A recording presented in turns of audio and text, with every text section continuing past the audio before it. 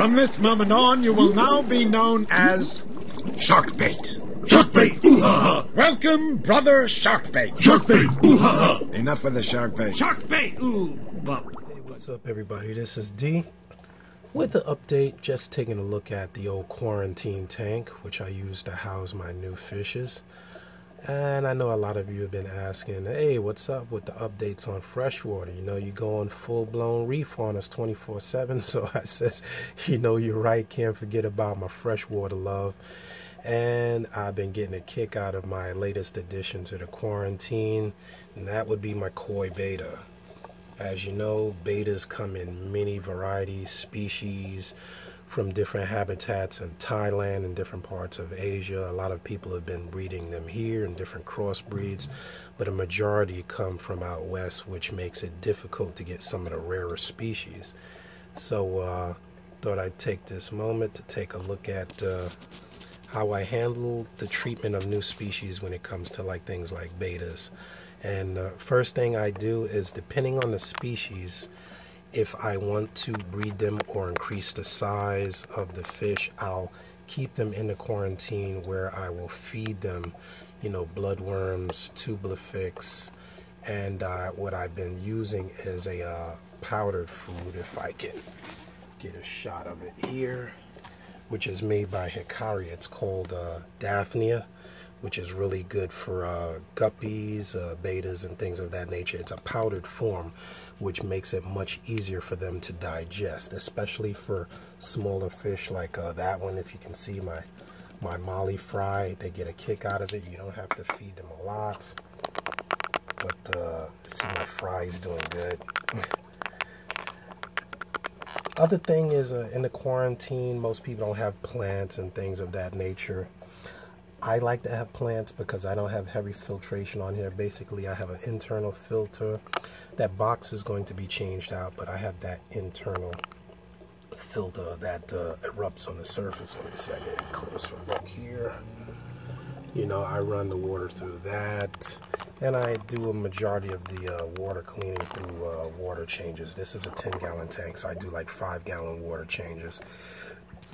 One thing I like to also mention is, with bettas, you do have to keep them separate. This is my guy, the little red. They just ate, so he's a little porky. And one of the fish in there took a bite out of my molly. It wasn't a betta, but there's another betta there somewhere. I don't know where they are.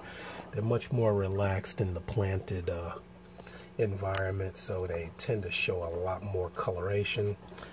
And that's another thing you'll notice. A lot of fish, when you get them in the store, don't put 100% into their store coloration, because you got to remember they're stressed.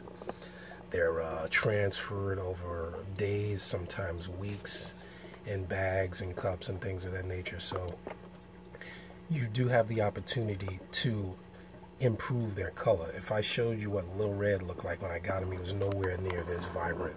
The color actually brightens him up a bit. But yeah, my koi is really nice. It wasn't the larger one that I saw in the store, but it cost a pretty penny. It was about 20 bucks, which is about the going price for koi betta. Only difference is when you order them online, you have to pay like another $35 in shipping, and you're not sure how they're going to ship, which is why I'm not a fan of mail order fish. Not too much, depends on where you're getting them. But this guy's doing pretty well. He's been eating healthy, swimming, getting along well with others.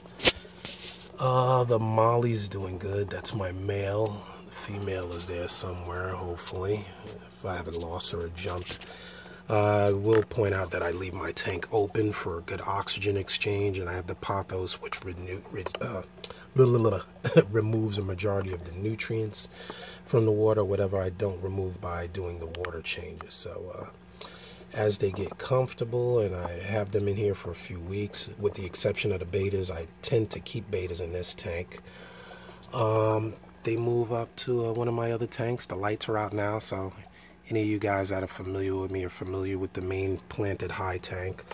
Or I have like a 2-gallon hex upstairs that I keep my rare bettas in, so I probably wouldn't mix these guys. But that's it for that. If you haven't seen one of my older videos, this is my custom timeout box. I made it out of some acrylic. I just basically took some 5-inch, I think it's 5 or 6-inch acrylic.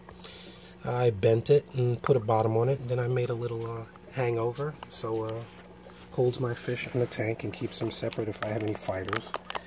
And I have a little lid on it. I got some acrylic hinges which I glued on there. So for all you DIYers, that's a good project for you. I can use it freshwater, salt, has slits. I took the Dremel to make sure I had good oxygen exchange or water actually flowing through there.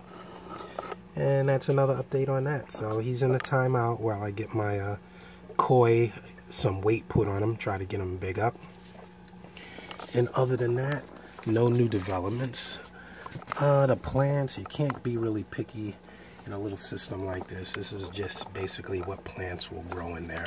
Nothing fancy. I have my styrofoam cup moss contraption for bettas or nesting fish that like to nest under. It's a little mat of algae moss on the top of a styrofoam cup. If I told you how long that cup is in there, I don't even remember. It's at least years.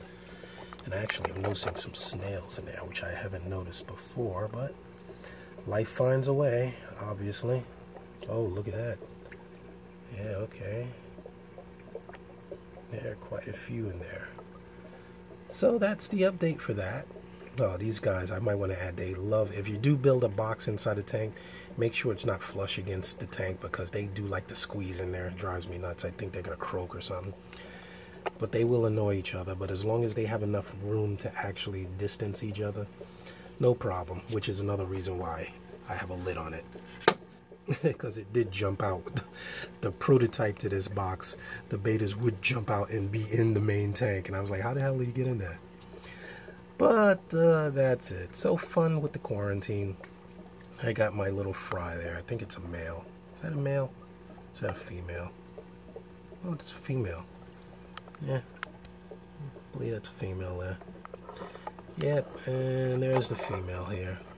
Does that come out to play? Okay. So that's it.